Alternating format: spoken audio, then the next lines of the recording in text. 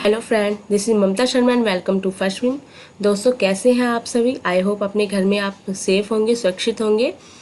और आज मैंने इससे पहले की वीडियो में बताया था आपको कि अब हम क्वेश्चनों की सीरीज़ लेके चलने वाले हैं।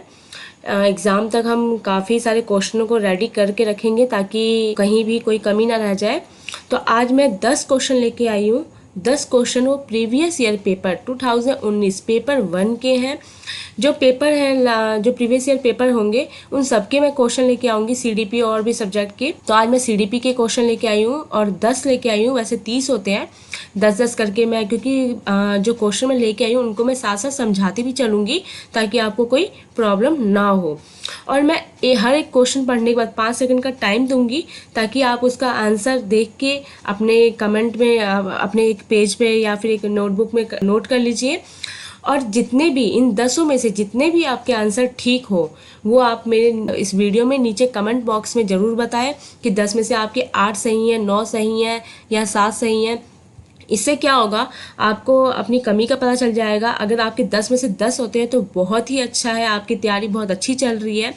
और जहाँ भी जिस तरीके से भी नंबर आएंगे आपके, तो आपको अपनी तैयारी का पता चल जाएगा और आपको ये भी पता चल जाएगा कि मुझे कितनी तैयारी अभी करनी है। तो चलिए स्टार्ट करते हैं पहले क्वेश्चन के साथ। पहला क्वेश्चन है, भाषा के अर्जन एवं विकास के लिए सर्वाधिक संवेदनशील अवधि कौन सी है? पहला, जन्म से पूर्व की अवधि, जो बच्चे का जन्म नहीं होता उससे पहले की अवधि जो भ्रूणावस्था कहलाती है, जो 9 माह की अवधि होती है, तो जन्म से पूर्व की अवधि। दूसरा है प्रारंभिक बाल्यावस्था। तीसरा है मध्य बाल्यावस्था। चौथा है किशोरावस्था। तो इसमें पूछा क्या गया है, भाषा के अर्जन एवं विकास के लिए सबसे अच्छी सर्वाधिक संवेदनशील अवधि कौन सी है? तो आंसर क्या होगा, प्रारंभिक बाल्यावस्था। प्रारंभिक बाल्यावस्था, सॉरी मैंने इसे 5 सेकंड का टाइम नहीं दिया, कोई बात नहीं। और आप वीडियो पॉज करके भी इसका आंसर लिख सकते हैं, तो मैं समझाती हूँ इसको। प्रारंभिक बाल्यावस्था का जो समय है वो 2 से 6 वर्ष का होता है। मीन्स 2 से 6 वर्ष की अवधि प्रारंभिक बाल्यावस्था कहलाती है। और इस अवस्था में जो बालक का विकास है वो तीव्र गति से होता है। तो प्रारंभिक बाल्यावस्था में जो भाषा के अर्जन और विकास, जो भाषा का अर्जन और विकास है वो काफ़ी तेज गति से होता है। इसीलिए ये अवधि, ये अवस्था बहुत ही सर्वाधिक संवेदनशील अवधि मानी गई है। चलते हैं नेक्स्ट क्वेश्चन की तरफ। हम सेकंड क्वेश्चन, निम्नलिखित में से कौन सी लॉरेंस कोहेलबर्ग के द्वारा प्रस्तावित नैतिक विकास की एक अवस्था है? ए है प्रसुप्तिक अवस्था, बी है सामाजिक अनुबंध अभिविन्यास, सी है मूढ़ संक्रियात्मक अवस्था, डी है उद्योग बनाम अधीनस्थ अवस्था। तो आई होप आपने अपना आंसर लिख लिया होगा। मैं समझाती हूँ कि इसका आंसर क्या है। क्या क्वेश्चन क्या बोल रहा है कि निम्नलिखित में से कौन सी लॉरेंस कोहेलबर्ग के द्वारा प्रस्तावित नैतिक विकास की एक अवस्था है? तो पहले मैं आपको लॉरेंस कोहेलबर्ग के नैतिक विकास के बारे में बताती हूँ कि जो लॉरेंस कोहेलबर्ग जी थे उन्होंने नैतिक विकास को 6 चरणों में डिवाइड किया था। 6 चरण बताए थे उन्होंने, और 6 चरण उन्होंने फिर क्या किया, 6 चरणों को 3 अवस्थाओं के अंदर रख दिया, 2-2 चरण करके। जो 3 अवस्थाएं थी वो 3 अवस्थाएं कौन सी थी? पूर्व रूढ़िगत नैतिकता का स्तर, रूढ़िगत नैतिकता का स्तर, उत्तर रूढ़िगत नैतिकता का स्तर। तो जो इसमें बी ऑप्शन है, सामाजिक अनुबंध अभिविन्यास, ये इनका जो तीसरा नैतिक विकास का जो स्तर था, जो उत्तर रूढ़िगत नैतिकता का स्तर था, तो उसका ये पहला चरण था सामाजिक अनुबंध अभिविन्यास। इसमें क्या था, सामाजिक अनुबंध अभिविन्यास के शब्दों से ही पढ़ने पे आपको समझ आ जाएगा कि एक व्यक्ति और समाज के बीच में क्या संबंध होते हैं, वो जोड़ता है। तो इसमें व्यक्ति आते आते क्या होता है, व्यक्ति के अंदर नैतिक चिंतन का विकास होने लग जाता है, और जो व्यक्ति है वो समाज के प्रति बहुत ही भावुक हो जाता है और वो समाज के नियमों का पालन करने लग जाता है। मतलब एक जो व्यक्ति और जो समाज के बीच में एक समझौता हो जाता है, और जो व्यक्ति है वो समाज के नियमों का पालन करता है। क्यों करता है? क्योंकि अगर उसके हित, जो व्यक्ति है उसके हित में समाज उसकी रक्षा करे, तो इसीलिए सामाजिक अनुबंध अभिविन्यास इसका आंसर है। आगे चलते हैं तीसरा। आई होप आपको समझ आ रहा होगा, मैं अच्छे से समझा रही हूँ पूरी कोशिश करके कि आपको समझ आ जाए। तीसरा क्वेश्चन है, कक्षा में परिचर्चा के दौरान एक शिक्षक प्राय लड़कियों की तुलना में लड़कों पर अधिक ध्यान देता है, यह किसका उदाहरण है? पहला, जेंडर पक्षपात, दूसरा जेंडर पहचान, तीसरा है जेंडर संबद्धता, चौथा है जेंडर समरूपता। तो 4 ऑप्शन दिए हैं, प्लीज़ इसका आंसर आप देखिए, लिखिए, नोटबुक कीजिए कि नोटबुक में लिखिए कि कौन सा आंसर सही है, फिर मैं बताऊंगी आपको। देखिए क्वेश्चन क्या है हमारा, कक्षा में परिचर्चा के दौरान एक शिक्षक हमेशा लड़कियों की तुलना में, यानी कि लड़कियों को ध्यान देने के बजाय वो लड़कों पर ज़्यादा ध्यान दे रहे हैं। तो क्या है, ये लिंग भेदभाव है, लिंग भेद पर आधारित है। तो इसमें जो शिक्षक है, जो टीचर है, वो लड़कियों को ना देख के वो क्या कर रहा है, लड़कों पे सारा ध्यान दे रहा है, लड़कों को पढ़ा रहा है, लड़कों की बातें सुन रहा है, लड़कियों को वो ध्यान ही नहीं दे रहा। तो ये जेंडर पक्षपात का उदाहरण है। पहला आंसर इसका राइट होगा, जेंडर पक्षपात, मतलब वो लड़कों का पक्ष कर रहा है, लड़कियों का कुछ नहीं। तो इस प्रकार से ये जेंडर पक्षपात है, जो बिल्कुल गलत है। एक शिक्षक को हमेशा लिंग भेद जो था, हमारा चैप्टर था, जो कंटेंट था, वो इसी चीज़ पर था कि फीमेल और मेल को समान समझा जाए, किसी को भी ऊपर नीचे ना समझा जाए। अगर फीमेल्स मेल्स के काम कर सकती है तो मेल्स भी फीमेल्स के काम कर सकते हैं। हमारे समाज में कुछ एक स्वरूप कर दिया गया है कि लड़कियों का जो काम है वो लड़के ही करेंगे, जो लड़कों का काम है वो लड़के ही करेंगे। जैसे लड़कियों का काम था, फीमेल्स का काम था कि घर के अंदर, चार दीवारी के अंदर उन्हें घर संभालना है, परिवार संभालना है, बच्चों को ध्यान देना है। और जो मेल्स थे उनका काम था कि घर के बाहर जाके उनको कमाना है। तो इस तरीके का था। लेकिन अब समय बदल रहा है, लड़के लड़कियां, मेल्स फीमेल्स में कोई फ़र्क नहीं है। तो इस तरीके से इसका आंसर क्या है, जेंडर पक्षपात है। आगे चलते हैं अगले क्वेश्चन की तरफ। बच्चों में जेंडर रूढ़िवादिता, एक और क्वेश्चन आ गया, देखो जेंडर रूढ़िवादिता एवं जेंडर भूमिका अनुरूपता को कम करने के लिए निम्नलिखित में से कौन सी पद्धति प्रभावशाली है। ए है जेंडर पक्षपात के बारे में परिचर्चा, बी है जेंडर विशिष्ट भूमिकाओं को महत्व देना, सी है जेंडर पृथक खेल समूह बनाना, डी है जेंडर पृथक बैठने की व्यवस्था करना। देखिए इसका आंसर नोटबुक में आप नोट कीजिए, कौन सा आंसर सही होगा, फिर मैं बताती हूँ आपको। देखिए क्या है, बच्चों में जेंडर रूढ़िवादिता एवं जेंडर भूमिका अनुरूपता को कम करने के लिए, अभी मैंने जैसे इससे पहले क्वेश्चन में बताया कि हमारे समाज में कुछ धारणाएं कर दी गई थी कि जो मेल्स और फीमेल्स के प्रति कुछ धारणाएं वो कर दी थी कि फीमेल्स को जो फीमेल्स का काम है, जैसे घर के अंदर चार दीवारी के अंदर उन्हें घर का काम करना, और जो मेल्स है वो बाहर जाके कमाएंगे। तो इस तरीके से कुछ धारणाएं वो कर दी थी, स्वरूप कर दी थी लोगों के मन में। तो इस चीज़ को कम करने के लिए कौन सी पद्धति प्रभावशाली है। तो देखिए जो पहला आंसर है, पहला ऑप्शन है इसका, जेंडर पक्षपात के बारे में परिचर्चा करना। तो इसका ऑप्शन पहला ए राइट होगा।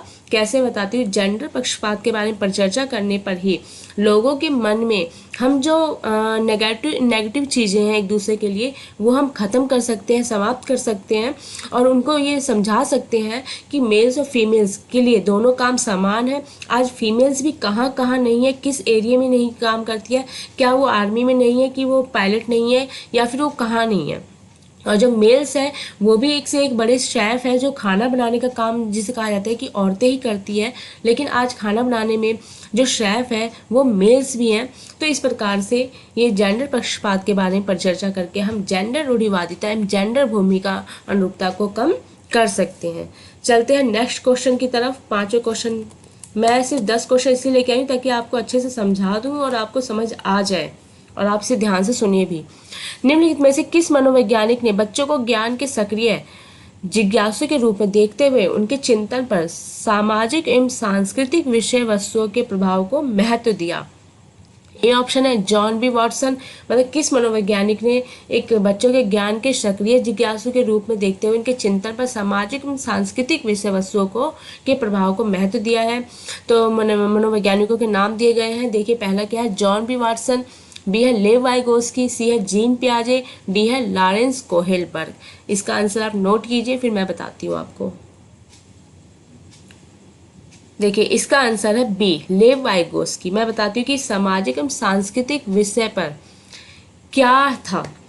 जो लेव वाइगोस्की जी थे, उन्होंने सामाजिक सांस्कृतिक सिद्धांत पर पारस्परिक शिक्षण आधारित किया गया था, और इस शिक्षण, जो पारस्परिक शिक्षण था, वो शिक्षकों और छात्रों के बीच एक संवादात्मक गतिविधि थी कि जैसे जिसमें क्या था कि उनका जो संचालन था, मतलब जिसका संचालन था वो 4 विशेष रणनीति के ऊपर किया गया था, जिसमें क्या क्या था, संक्षिप्तीकरण, प्रश्न पूछना, स्पष्ट करना और भविष्यवाणी करना।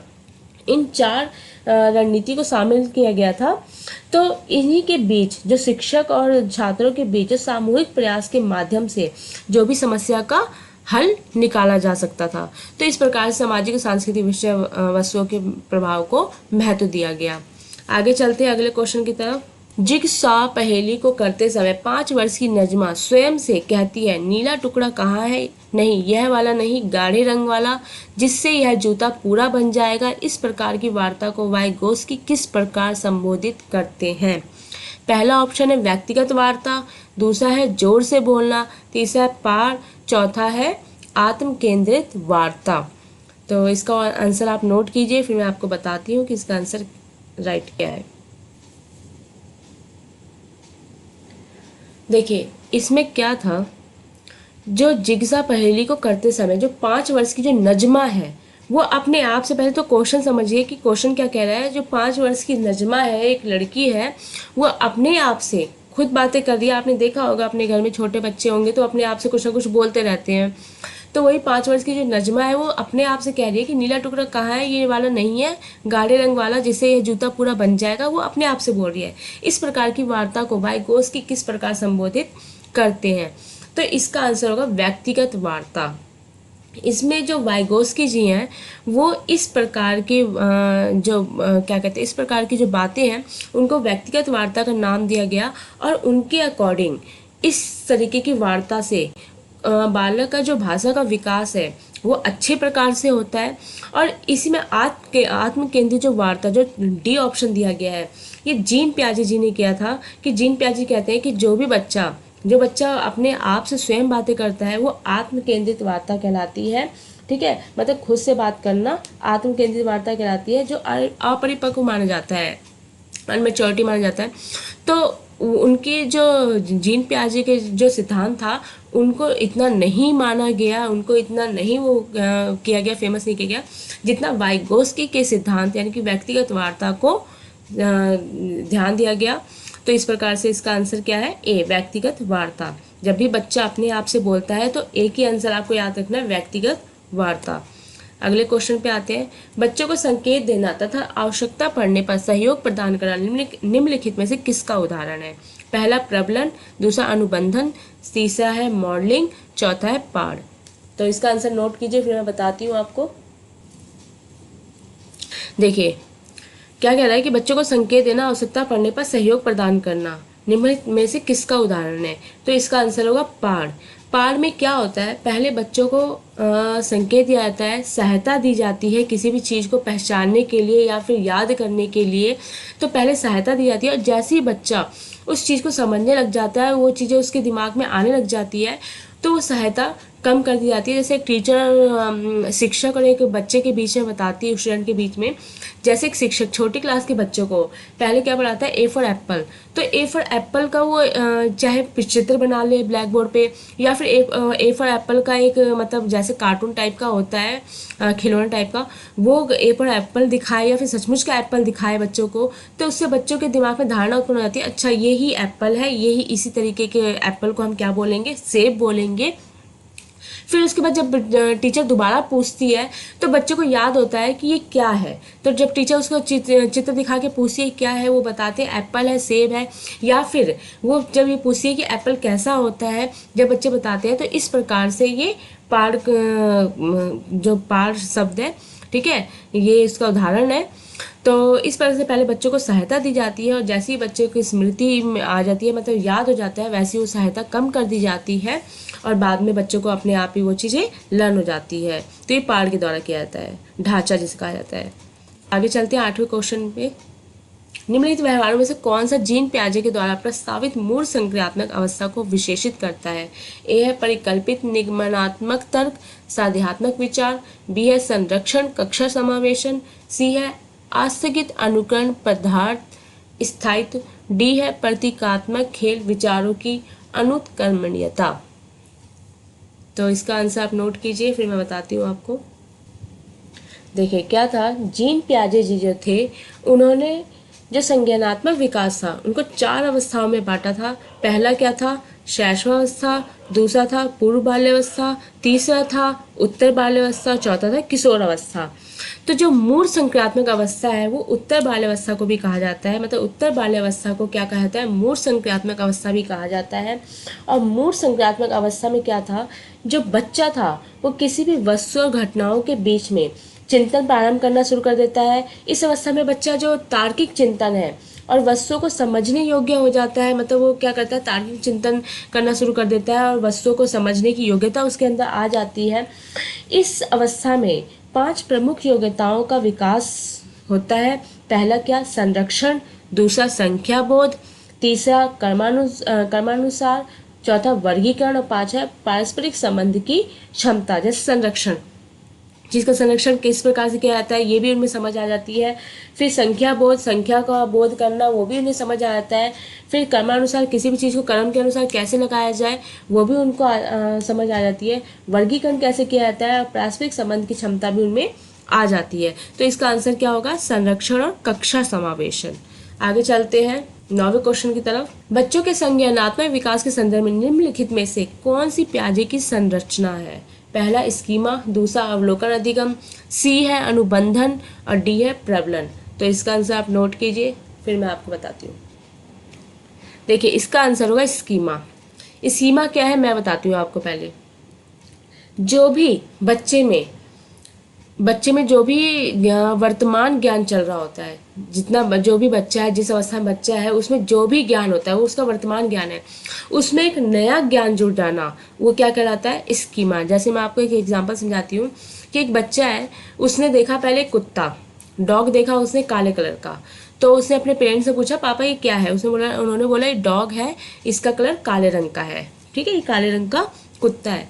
फिर उसने देखा अगले टाइम में एक और कुत्ता भूरे कलर का। उसने देखा ये तो बिल्कुल उसी शेप का है, वैसे ही है, वैसी भौंक भी रहा है, लेकिन इसका कलर क्या है? ब्राउन कलर है। तो उसने देखा, दिमाग लगाया, अच्छा जो कुत्ते होते हैं वो काले कलर के भी होते हैं, ब्राउन कलर के होते हैं। फिर उसके बाद क्या हुआ? उसने एक सफ़ेद डॉगी देख लिया। सफ़ेद डॉगी देखा तो उसने देखा कि अरे ये भी उसी तरह भौंक रहा है और ये भी देखने में उसी की तरीके का है, इसका नाम भी डॉगी है, मतलब इसको भी कुत्ता कहा जाता है। तो इस प्रकार से उसने अपने दिमाग में धारणा बनाई, अच्छा जो डॉगी होते हैं कि जो कुत्ते होते हैं वो अलग अलग रंग के भी हो सकते हैं। तो उसका जो पहला ज्ञान था, जो उसने ब्लैक कुत्ता देखा, उसमें उसने 2 रंग के और कुत्ते देखे। तो उसने क्या किया? अपने जो ज्ञान में है वो उसने बढ़ाया, उसको ज्ञान को बढ़ाया और नया ज्ञान जोड़ा उसमें। इस प्रकार से उसका स्कीमा कहलाया वो। तो पुराने ज्ञान में यानी कि वर्तमान ज्ञान में नया ज्ञान जोड़ना क्या कहलाता है? स्कीमा। 10वां क्वेश्चन, लास्ट क्वेश्चन है हमारा। आकलन का प्राथमिक उद्देश्य क्या होना चाहिए? ए विद्यार्थियों के लिए श्रेणी निश्चित करना, बी संबंधित अवधारणाओं के बारे में बच्चों की स्पष्टता तथा भ्रांतियों को समझना, सी विद्यार्थियों के प्राप्त अंकों के आधार पर उनको नामांकित करना, डी है रिपोर्ट कार्ड में उत्तीर्ण या अनुत्तीर्ण अंकित करना। नोट कीजिए इसका आंसर। देखिए क्या है आकलन का प्राथमिक उद्देश्य है। आकलन का जो प्राथमिक उद्देश्य था उसका आंसर ही था संबंधित अवधारणाओं के बारे में बच्चों की स्पष्टता तथा भ्रांतियों को समझना। इसमें क्या था, जो शिक्षक था वो ये देखता है कि बच्चों को कितना समझ आया और अगर उसमें नहीं समझ आया तो उसमें क्या कमी है बच्चों की शिक्षा में, तो उस शिक्षा कमी को क्या करता है वो पूरा करता है। तो इसका आंसर क्या था? बी। आई होप आपको ये 10 क्वेश्चन अच्छे समझ आए होंगे और आपके जितने भी आंसर राइट होंगे आप नीचे कमेंट बॉक्स में मुझे जरूर बताएं कि आपके कितने आंसर ठीक निकले। मिलते हैं नेक्स्ट क्वेश्चनों के साथ, जब तक के लिए नमस्कार।